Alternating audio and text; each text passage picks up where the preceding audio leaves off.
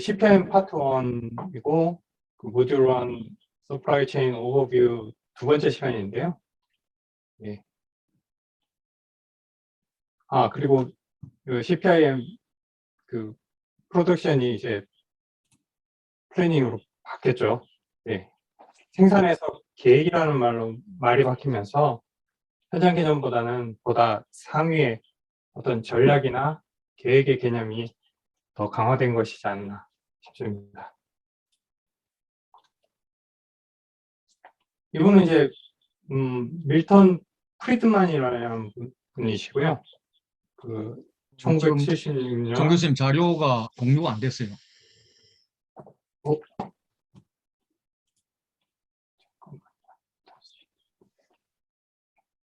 파워포인트 띄워놓은 그 화면에서 공유하셔야 되는데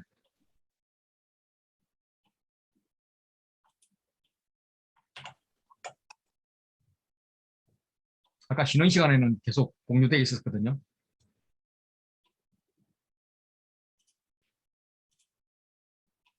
지금 보이시나요? 예, 공유되었고요.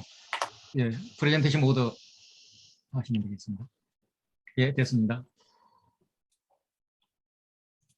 괜찮은 거 했는데.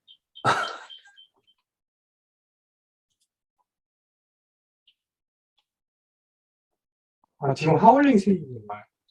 혹시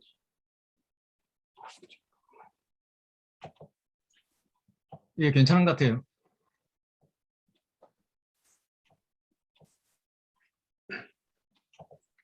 좀 생기네.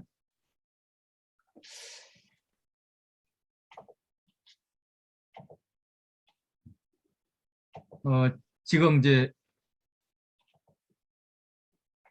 소리가 컴퓨터 하나로만 들어가야 되는데 두 개로 지금 들어가는 거였잖아요. 그래서 네. 하나를 아예 가서 그 마이크 그것을 확 줄여버리세요. 프레젠테이션 모드로 하는 거기에는 확 줄여버리세요.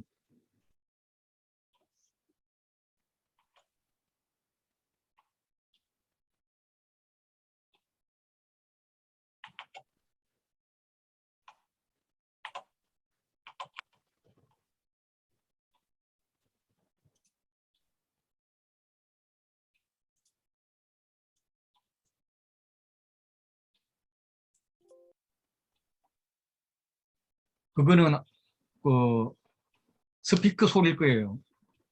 또 마이크 소리도 완전히 줄여버리죠. 음소거 옆에 그거 보면은 오디오 설정이 있거든요. 그 오디오 설정으로 가가지고 거기에 마이크를 완전히 내려버리시면 됩니다.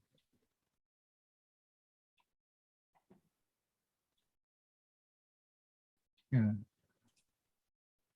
마이크 스피커를 다 완전히 내려버리고 나중에 거기서 음악 나와야 될 때는 마이크를 올려놓고 시작하시면 될 것 같아요.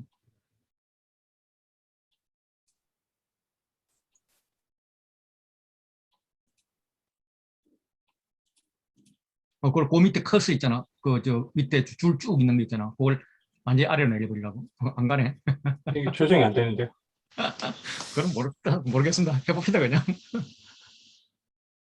이거 참. 지금 하울링은 안 돼요.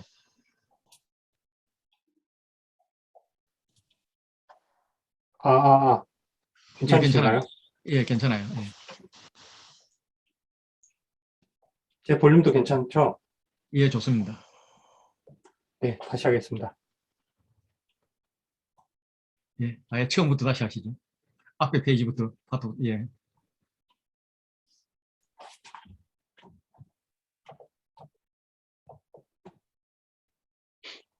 오늘 두 번째 시간인데요. 네. 그 CPIM 그 표현 명칭이 Certified Production and Inventory Management에서 플래닝으로 바뀌었습니다.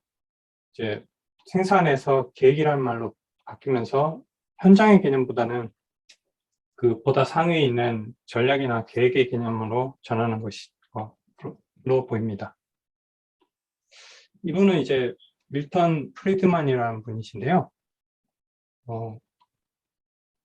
1976년 그 노벨 경제학상을 수상하신 분이고, 이분이 그 1970년 뉴욕타임즈에 기업의 사회적 책임은 이익을 증대시키는 것이다 라는 프리드만 독트린을 발표하십니다. 네, 맞습니다. 기업이 성장하고 살아남기 위해서 이익을 유지하고 증대시키는 것은 굉장히 중요한 일이죠.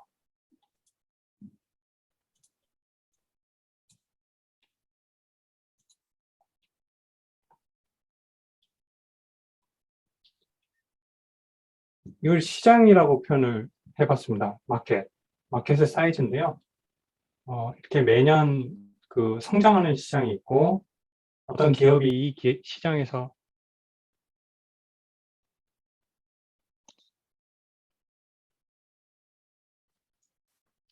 어떤 기업이 이 시장에서 살아남으려면, 들리시나요? 예, 잘 들리고 있습니다.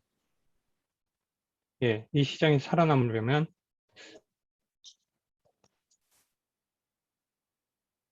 이 기업이 이 시장에서 살아남으려면 고객의 품질 기대치에 맞춰야 하고, 종국에는 그 고객의 선택을 받아서 오더 위너가 되어야 됩니다.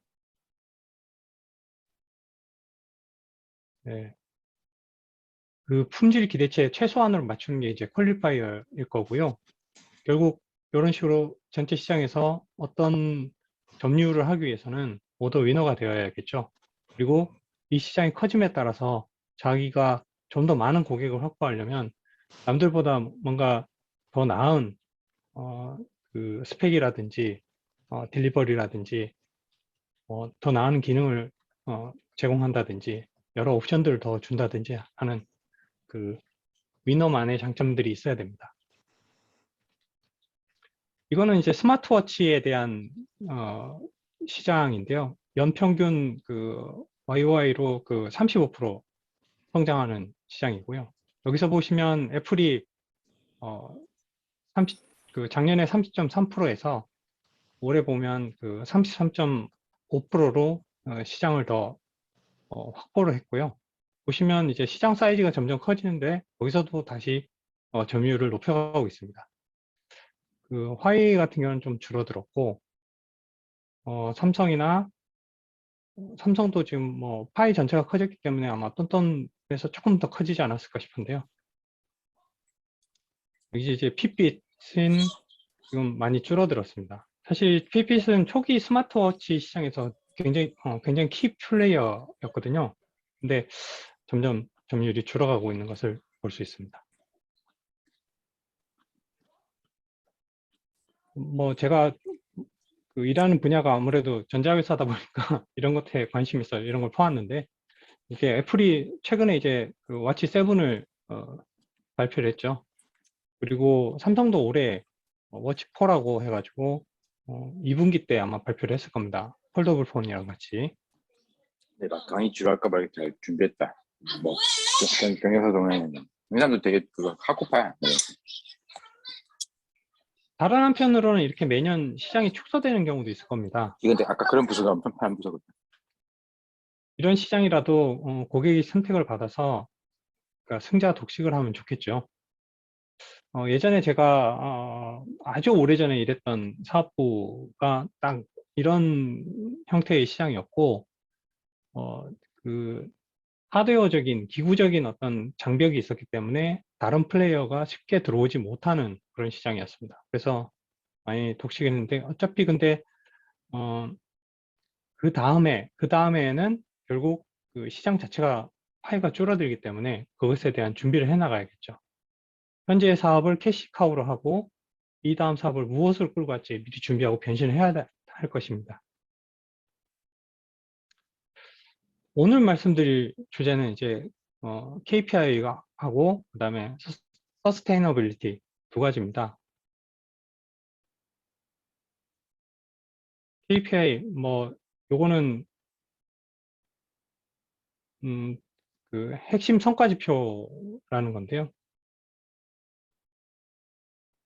핵심 성과 지표는 우리 CPIM 할 때 보면은 이제 몇 가지 이런 특징들이 나오죠.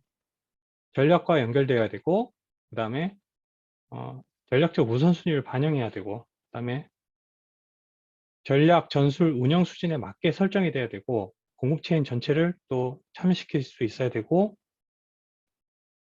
모든 것을 측정하려고 하지 말고 또 올바른 것을 측정해야 된다. 그런 얘기입니다.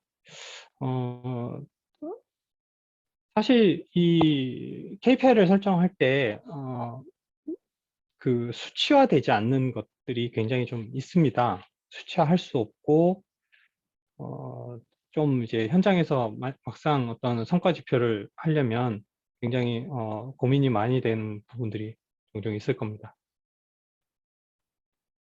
피터 드러커라는 이제 경제학 부루 중에 한 분이 측정할 수 없으면 관리할 수 없고 관리할 수 없으면 개선할 수 없다라는 말씀을 남기셨는데요.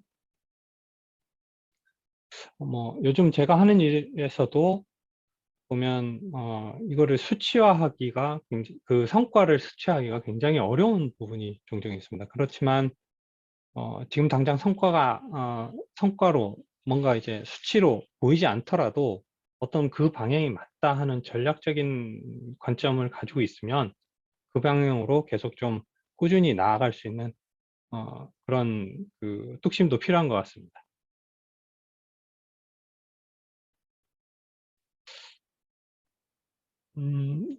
예전에 제가 이제 그 KPI를 설계할 때 어떤 그런 경험을 그냥 좀 표현을 해봤는데요. 이 성과의 효율이라는 거를 그 지표로 이제 정의를 하면 거기에 이제 그 거둬들인 성과를 어떤 투입한 자원으로 나누는 것이 될 것입니다. 그 거둬들인 성과는 뭐 이런 모양, 뭐 삼각형, 네모, 세모, 뭐 오각형 이런 다양한 요소들이 있을 거고 그 요소들이 차지하는 비중이 뭐 요 거둬들인 성과를 올리기 위해서 이거는 좀 많이 올려야 되고 이거는 좀 어떤 경우는 이걸 굉장히 좀 축소를 해야 되고 이런 다양한 요소들이 있을 건데요. 제가 되게 고민했던 부분들은 이걸 줄이면서 결국 이거랑 이거랑 뭔가 이제 상충되는 그런 상황들이 많이 맞닥뜨리게 됩니다. 그래서 그것에 그 둘 간에 또는 셋, 넷 간의 그 균형점을 밸런스를 어떻게 찾아 들어가는가 하는 부분이 굉장히 좀 고민스러운 부분이었던 것 같습니다.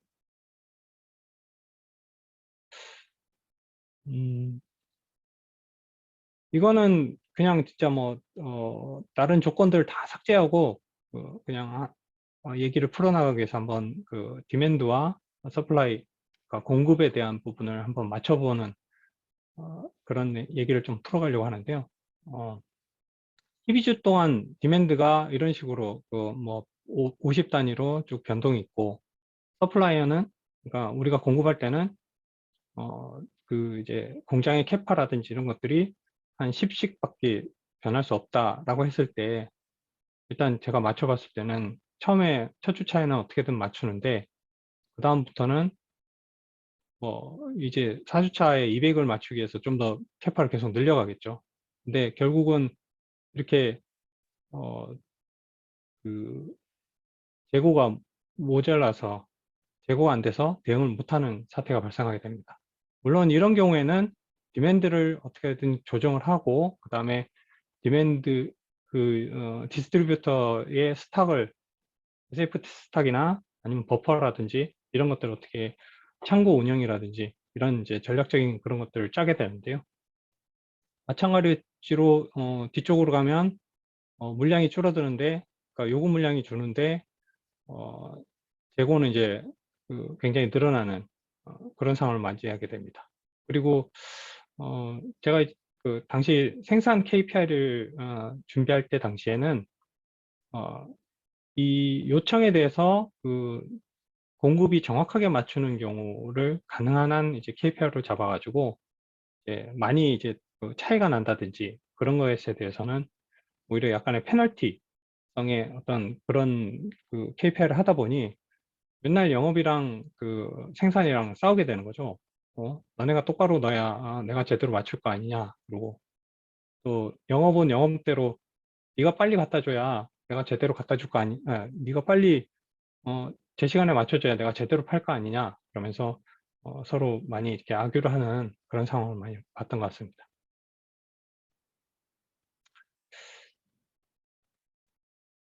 서스테이너빌리티인데요. 일단 이 서스테이너빌리티를 구글링을 해보겠습니다.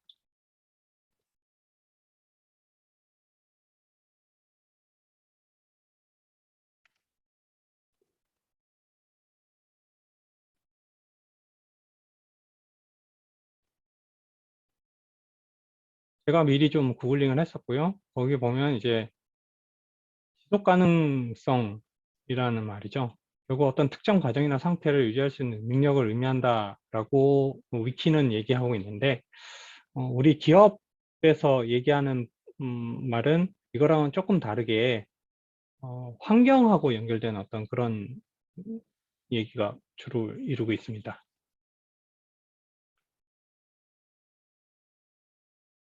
요 아래로 보면 이제 광고 해가지고 그린칩스라고 나오는데요. 한번 들어가 보겠습니다.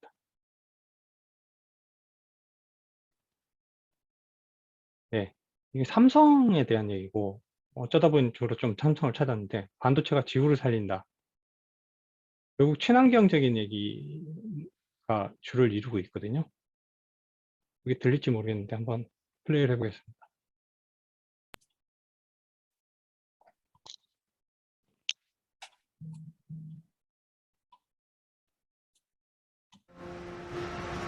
Is it too late to care for our Earth?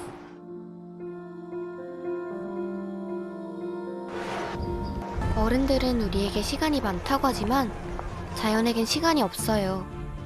이제 우리가 나서려고요. Terkadang, untuk perubahan yang besar bisa dimulai dari perbuatan yang kecil, seperti mengurangi penggunaan plastik. Nous ne sommes que de passage sur Terre. Nous ne devrions pas y laisser notre empreinte carbone, mais seulement de beaux souvenirs. Different places, different languages, different voices, different dreams. All with one message: saving the Earth. With innovative technology, Samsung develops low-power chips and reduces carbon footprint. We reduce and reuse resources so nothing goes to landfills. We work together with communities to preserve nature so wildlife can thrive. Samsung is moving onward, from protecting to saving the Earth with green chips. Saving the Earth with green chips.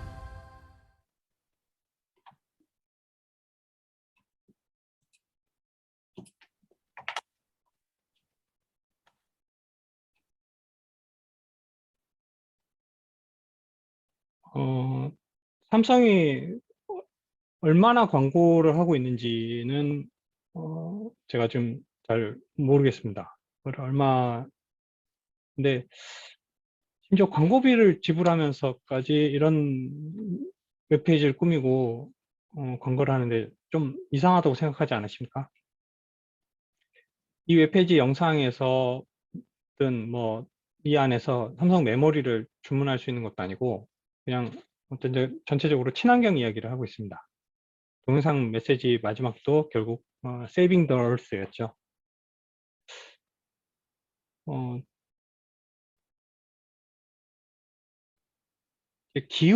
요즘은 이제 기후 변화라고 하지 않고 기후 위기라고 많이들 말하는 것을 볼 수 있습니다. 그 이유가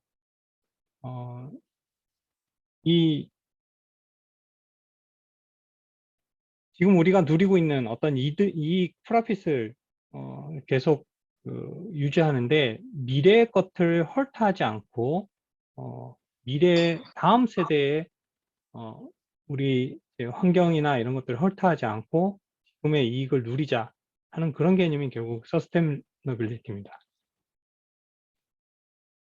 거기에는 이 UN 글로벌 컴팩트가 굉장히 중요한 위치에 있는데요. 그래서 요거에 대해서 잠깐 설명을 드리겠습니다. 2000년도에 그 7월 뉴욕 UN 본부에서 UN 글로벌 컴팩트 창설 회의를 개최를 했고요. 2000년도 7월에 창설이 된 거죠. 기업이 그 핵심 가치인 인권, 노동, 환경, 반부패 분야의 10대 원칙을 기업 운영과 경영 전략에 내재화시켜서 지속 가능성과 기업 시민의식 향상에 동참할 수 있도록 권장하고, 이를 위한 실질적 방안을 제시하는 세계 최대 자발적 기업 시민 운동 단체를 UN 산하 전문기구입니다. 현재 홈페이지에 나와 있는 소개로는 전 세계 한 14,000여 개 회원이 참여하고 있고, 그 중에 기업 회원이 11,000여 개라고 합니다.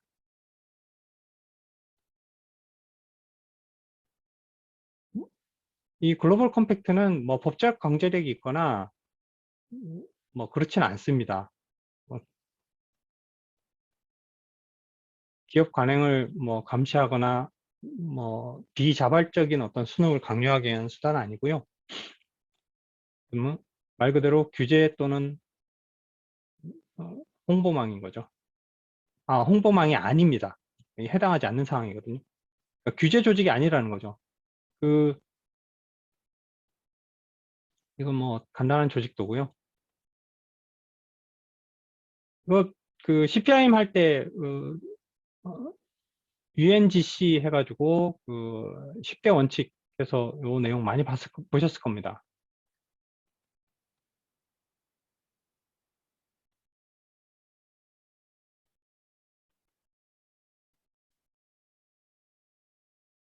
인권, 그다음에 노동, 환경, 그다음에 부패 방지를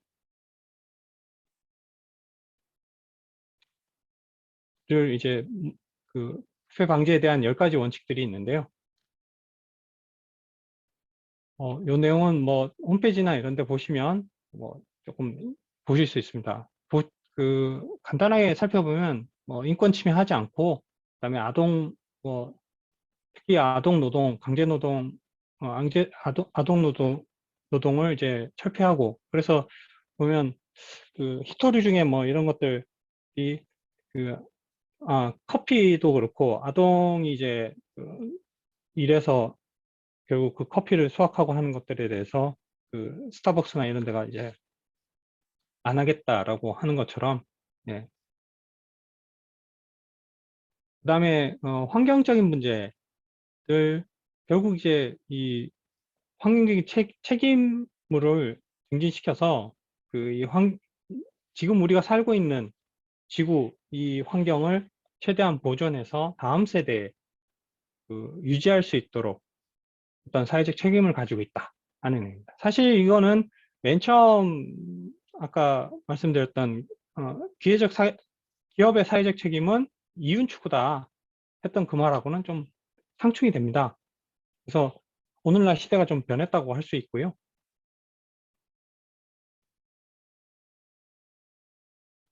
이 UN 글로벌 컴팩트 10 프린시플을 그냥 이제 주어주고 하라고 그러니까 좀 도대체 어떻게 해야 되냐, 약간 이런 것들이 있어서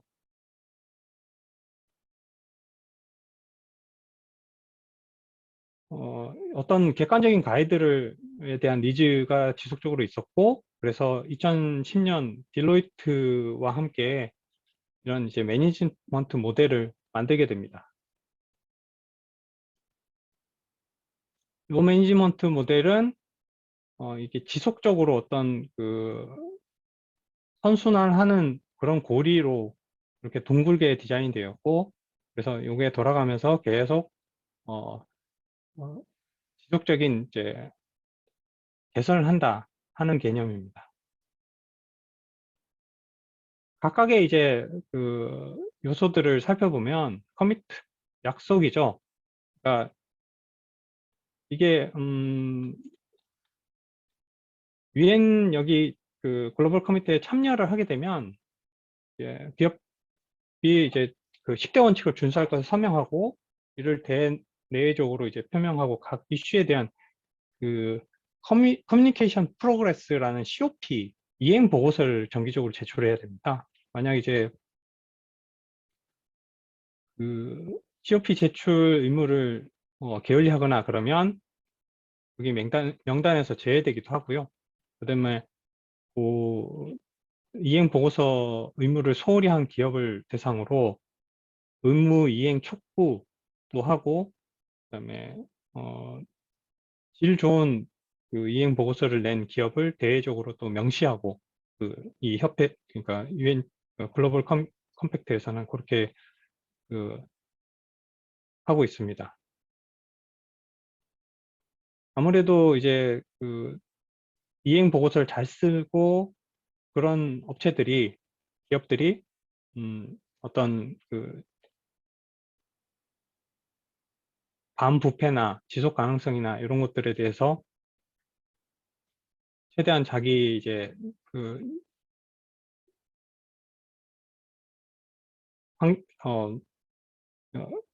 기업의 어떤 지속 가능성을 위해서 많은 노력을 하고 있다고 볼 수 있습니다. 그리고 기업의 이미지와 좋은 투자자들의 확보를 위해서 그런 활동들을 많이 하고 있습니다.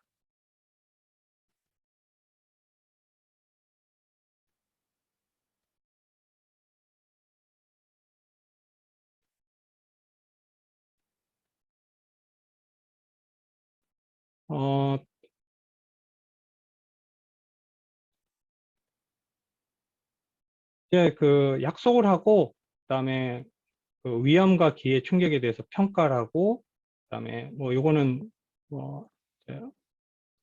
이 평가 단계에서 드러난 리스크에 대해서 어떤 식으로 이제 개선을 해 나갈지 규정을 하고, 그다음에 그 규정한 내용대로 시행하고, 그다음에 정말 제대로 됐는지 측정을 한 다음에 그거에 대해서 이제 커뮤니케이션 하는 그런 구조로 계속 이렇게 끊임없는 개선을 해 나간다 하는 구조입니다.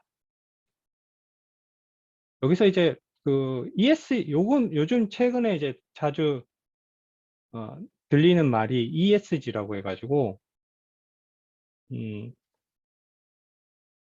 이익을 대신해서 그러니까 기업의 사회적 책임은 이익을 올리는 것이다 라고 이제 70년대 얘기를 했었는데, 그 이익과 어떻게 보면 반하는 의미이지 않을까 하는 환경, 소셜, 그러니까 사회, 그다음에 지배구조, ESG라는 게 많이 요즘 이제 많이 들리게 됩니다.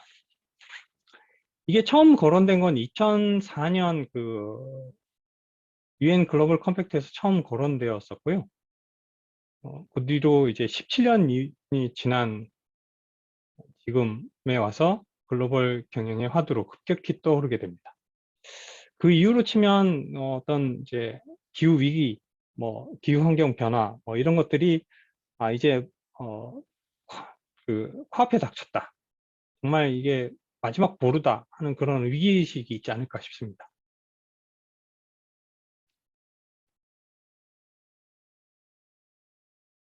뒤에 영상을 좀 잠깐 보여드릴 텐데요. 이제 결과적으로는 어떤 기업이 가진 숨은 리스크를 찾아내고, 그다음에 기업 가치를 지속적으로 지속 가능한 방향으로 발전시키기 위한 어떤 그런 노력들이라고 볼 수 있습니다.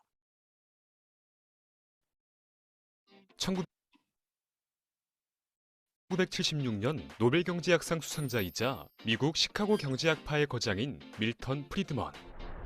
그는 1970년 뉴욕타임즈에 교리, 원칙 등의 뜻을 가진 단어 독트린에 자신의 이름을 붙여 다음과 같이 선언합니다. 기업의 사회적 책임은 이익을 올리는 것이다. 기업의 역할을 정의하는 가장 강력한 문구였던 이 프리드먼 독트린은 최근 새로운 시대적 개념에 자리를 내어주고 있습니다.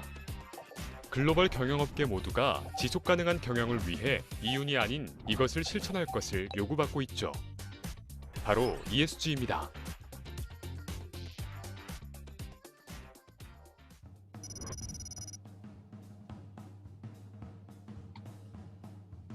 환경과 사회, 지배구조를 뜻하는 영단어 앞글자를 딴 ESG는 기업의 비재무적 성과를 판단하는 기준으로 최근 전 세계 경영 분야에서 가장 많이 회자되는 개념입니다. ESG는 지난 2004년 UN 글로벌 콤팩트 보고서에서 공식 용어로 처음 등장했습니다. 코피 아난 당시 UN 사무총장은 ESG를 고려한 글로벌 투자 운동을 주도해 훗날 기업의 지속가능 운동에 씨앗을 뿌렸다는 평가를 받았죠. 사실 기업의 비재무적 가치에 주목해야 한다는 주장은 기업 차원에선 CSR, 투자자 측면에선 SRI란 개념으로 오래전부터 얘기되어 왔습니다. 심지어 18세기 인물인 감리교 창시자 존 웨슬리 목사는 1760년 돈의 사용이란 설교에서 다음과 같은 말로 기업의 사회적 책임을 강조하기도 했습니다. 기업의 비재무적 가치를 현대적 의미의 투자 지표로 처음 활용한 건 투자회사 팍스월드입니다. 이 회사는 1971년 베트남 전쟁 관련 기업에 투자하지 않겠다는 원칙 아래 최초의 윤리적 투자 펀드, 팍스월드 펀드를 출시했습니다.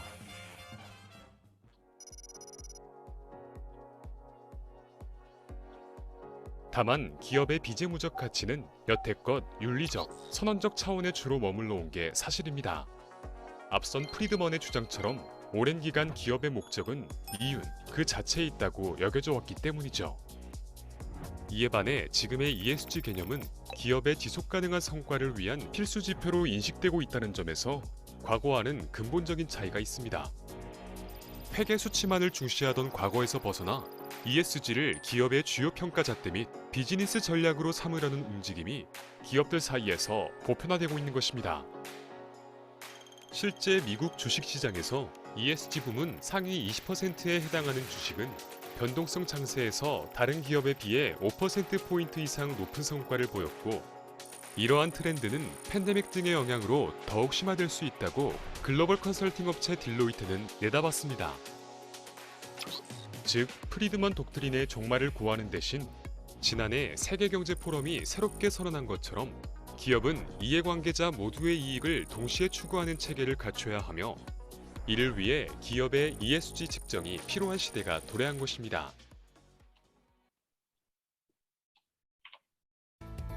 앞서 언급한 대로 ESG는 2004년 처음 거론된 개념입니다. 그로부터 17년이 흐른 지금에 이르러서야 ESG가 글로벌 경영의 화두로 급격하게 떠오르게 된 건 기후변화와 밀접한 관련이 있습니다.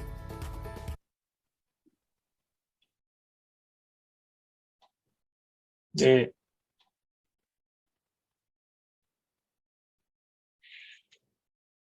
잠깐 ESG에 대한 영상을 들으셨는데요. 보셨는데, 사실 이 ESG가 강화되게 된, 그러니까 요즘 막 화두가 되게 된 계기가 또 있습니다. 그 내용 설명과 함께 좀 더 그런 이제 설명을 같이 이제 포함한 영상을 다음 또 보시겠습니다.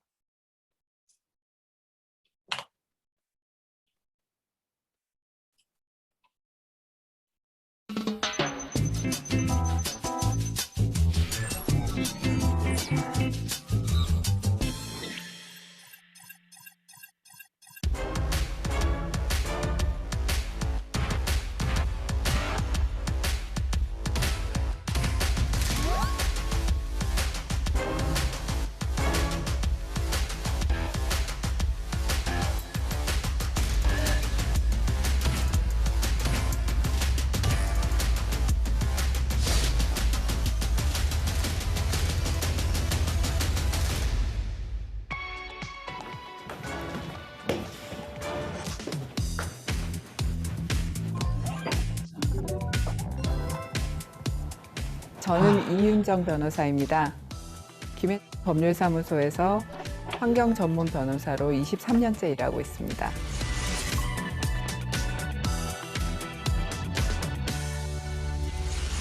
올해 초에 국내 주요 기업들의 수장들이 전한 신년사에서 빠지지 않고 등장한 말이 있습니다. 바로 ESG죠. 비즈니스 생태계에서 그 어느 때보다 뜨거운 핵심 키워드가 된 ESG는 단지 키워드로 그치지 않았습니다. 기업들은 ESG 전략을 위해서 ESG 위원회를 설치하고 또 거기에 맞는 실무 전담 부서를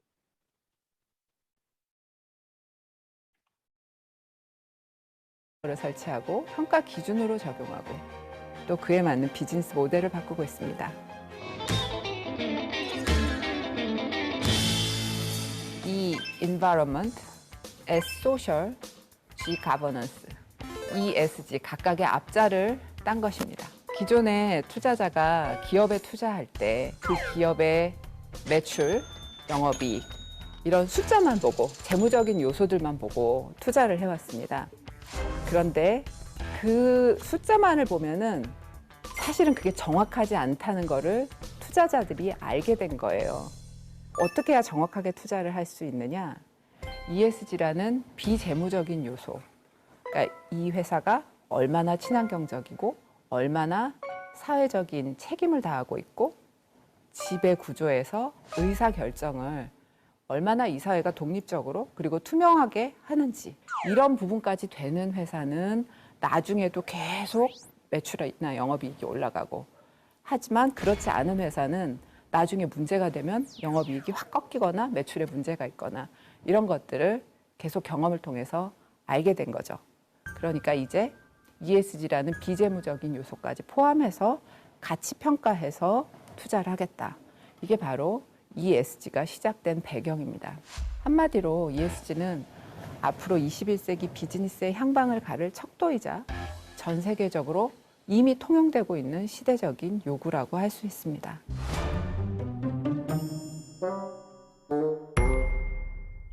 아닙니다. 오래됐습니다. 2006년경으로 거슬러 올라가서 유엔에서 PRI라고 해서 Principle of Responsible Investment 이게 규정이 만들어지고 이 기구가 만들어졌어요. 환경 이거는 어느 한 나라가 잘한다고 해서 되는 게 아니잖아요. 유엔에서 생각을 한 거죠. 이거는 전 지구를 위해서 환경 이슈가 굉장히 중요하고 글로벌 기업들이 친환경적으로 계속 비즈니스를 해야 되니까 어떤 스탠다드가 필요하겠구나. 이게 전반적으로 투자의 측면에서도 책임 있는 투자를 하자 이렇게 해서 시작이 된 것입니다. 그런데 왜 지금 이렇게 갑자기 막 얘기하느냐? 기후위기 때문입니다. 일반적으로 기후변화라는 말이 익숙하실 테지만 이제는 기후변화가 아니라 기후위기가 되었습니다.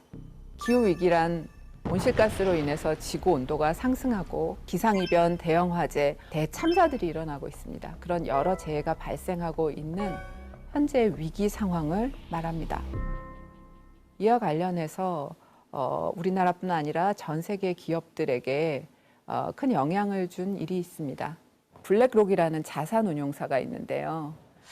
블랙록은 운용 자산 규모가 8조 6,800억 달러, 우리나라 돈으로 9,600조 원에 달하는 전 세계에서 가장 큰 자산 운용사입니다.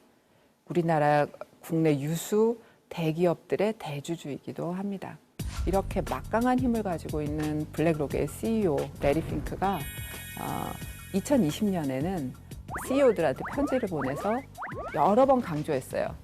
기후위기는 투자위기다.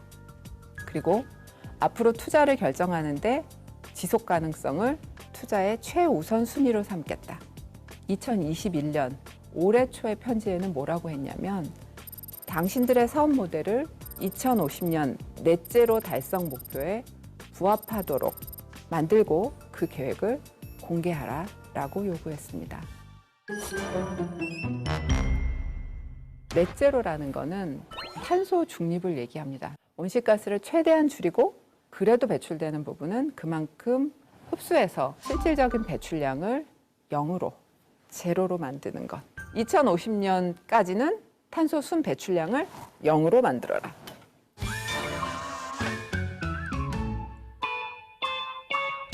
이분이 이렇게 구체적으로 얘기했다라는 것 자체가 다른 자산 운용사, 다른 투자자들, 다른 연기금 이런 데도 굉장히 큰 영향을 미치죠. 왜냐하면 이걸 안 고치면 나중에 영업이익이 내려갈 거니까 안 고치면 내가 투자를 안 하겠다라고 얘기를 한 거죠. 정치적으로는 미국 바이든 정부의 출범도 환경 문제에 불을 지핀 것 같습니다.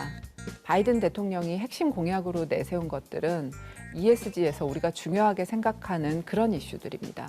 바이든은 2050까지 미국도 탄소 중립을 하겠다고 얘기했어요. 트럼프는 파리 협정을 탈퇴했잖아요. 그런데 바이든 대통령은 대통령이 되자마자 제일 먼저 한 일이 파리 협정에 다시 재가입한 거거든요. 그래서 기후 위기 대응에 대해서 미국 정부가 돈을 많이 쓰겠다. 그리고 이 부분에 대해서 더 규제를 강화하겠다라고 했기 때문에 기업들의 움직임이 더 가속화될 수밖에 없죠. 화산이 폭발했다고나 할까요? 촉매제라기보다. 예. 사회 분야의 주요 테마는 어떻게 보면 우리가 그동안 뉴스나 고발 사례들 통해서 많이 봤던 것들입니다.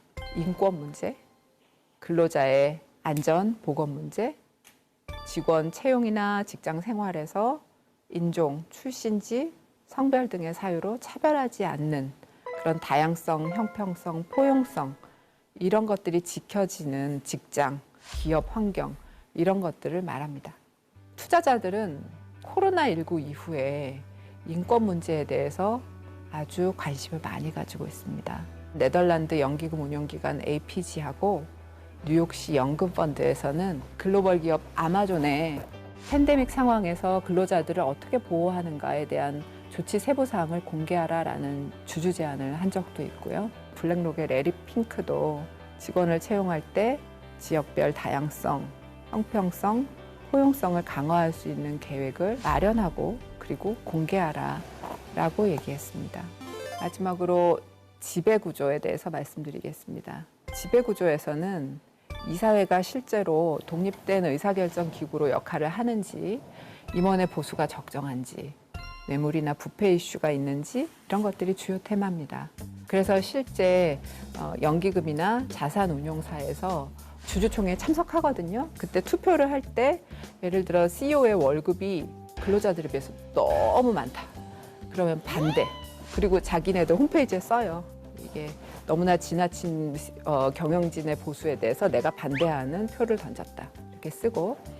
그리고 뇌물이나 부패 문제는 굉장히 전통적으로 사실 해서는 안 되는 건데 이런 이슈들이 있는 기업들이 여전히 있어서 이런 기업들에 대해서는 투자를 철회하고 그리고 리스트를 공개하고 있습니다. 자, 그러면 왜 ESG를 이 비재무적인 요소를 기업의 평가 기준으로 삼겠다고 한 것인가? 그리고 여기에 대해서는 비판하시는 분도 많고 의문을 제기하시는 분들도 많아요. 재무적 평가 기준은 숫자가 있으니까 정확하단 말이에요. 양적인 계량화가 가능하죠. 그런데 ESG는 계량화가 어려워요. 그리고 또 하나는 아니 기업이 일단은 이익을 창출하라고 만든 게 기업인데 현실적 요건을 고려하지 않고 장밋빛으로만 얘기하면 이게 오래 살아남겠냐, 잠시 반짝하는 유행이지 앞으로의 장기적인 비즈니스 트렌드가 되겠냐 하는 의문은 있습니다. 근데 제 생각에는 잠깐의 트렌드는 아닐 것 같습니다. ESG는 기업들이 착하자고 만들어진 캠페인이 아닙니다. 이건 결과적으로 재무적으로 숨은 비용을 안으로 내재화시키고 드러내겠다라는 일종의 기업 투자자들의 가장 이기적인 발상에서 나온 것이기 때문에 이것은 잠깐의 트렌드로 그치지 않을 것입니다.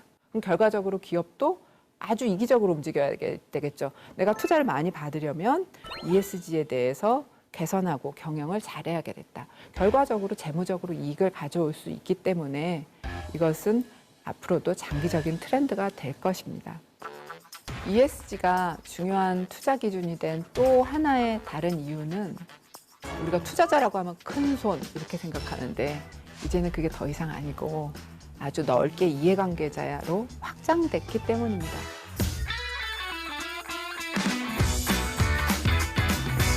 우리가 이해관계자라고 얘기하면 소비자, 그리고 그 기업이 위치한 지역사회의 주민, 그 기업의 회사 직원들, 시민단체, 그런 이해관계자 개념은 상당히 넓습니다.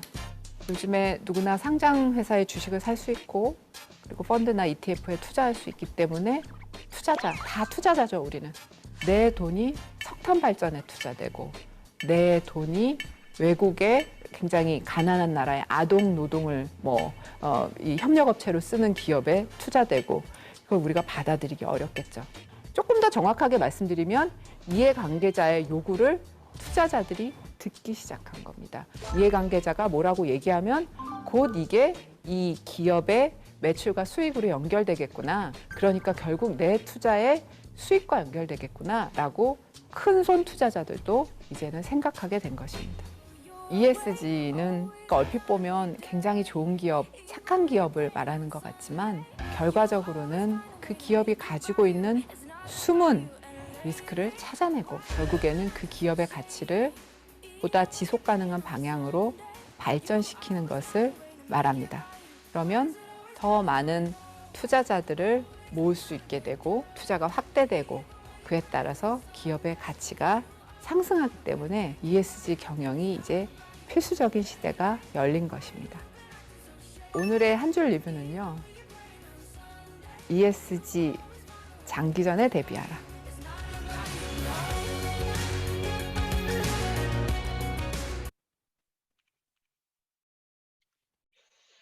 네, 기후 위기 이제는 극약 처방만 남았는데요. 탄소 중립, 탄소 배출량을 최대한 줄이고 남아있는 탄소는 흡수하는 식으로 해서 총 배출량을 제로로 맞추라. 이게 각 나라마다, 각 기업마다 그런 이제 정책으로 지금 나아가고 있습니다. 일단 제가 준비한 것은 오늘 제가 헤매느라 좀 빨리 끝났는데요. 이게 이제서야 저희 아까 마이크 하울링 나는 그걸 찾았는데 이제서 조치해가지고 이걸 도대체 설명을 어떻게 했는지 모르게 막 빨리 지나갔습니다. 좀 송구스럽게 생각하고요. 아까 KPI 쪽 말씀드리면서 지금 아까 ESG도 마찬가지로 어떤 수치화하기 어려운 부분들이 분명히 있다라고 말씀한 것처럼 우리가 성과 지표를 뭔가 이제 측정할 수 있는 성과 지표를 마련하는 데 있어서도 어떤 숫자로 이렇게 많이 나오지 않는 경우가 종종 있습니다.